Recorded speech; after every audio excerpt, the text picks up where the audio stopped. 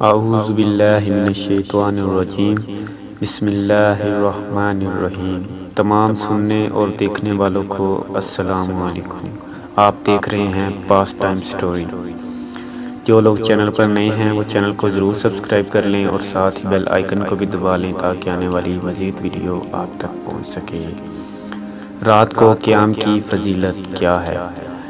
رات کو قیام کرنے کی فضیلت کے متعلق کثیر روایات مروی ہیں، چند ایک درج ذیل ہیں۔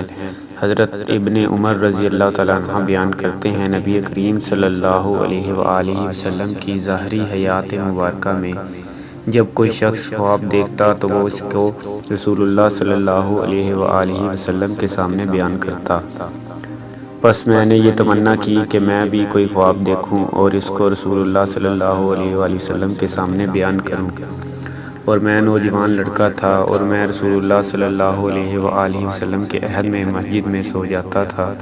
پس میں نے خواب میں دیکھا کہ دو فرشتے مجھے پکڑ کر دوزخ کی طرف لے گئے۔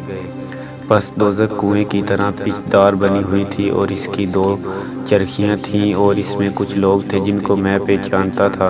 پس میں دل میں کہہ رہا تھا کہ میں دوزخ کی آگ سے اللہ کی پناہ میں آتا ہوں۔ انہوں نے بیان کیا، پھر ہمیں ایک اور فرشتہ ملا، اس نے مجھ سے کہا تم ڈرو نہیں۔ پس میں نے یہ خواب اپنی ہمشیرہ حضرت حفصہ کو بیان کیا۔ حضرت حفصہ نے یہ خواب رسول اللہ صلی اللہ علیہ وآلہ وسلم سے بیان کیا۔ آپ نے فرمایا، عبداللہ کیا ہی اچھا آدمی ہے، کاش وہ رات کو اٹھ کر نماز پڑھتا۔ اس کے بعد وہ رات کو بہت کم سوتے تھے۔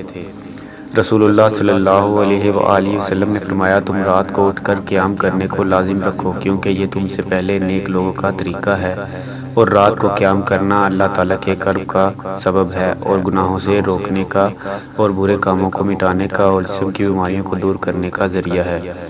دوستو، جن لوگوں کو ویڈیو اچھی لگی ہو ویڈیو کو لائک کریں اور ویڈیو کو شیئر ضرور کریں، دوسروں تک ضرور پہنچائیں اور چینل کو بھی سبسکرائب کر لیں۔ شکریہ۔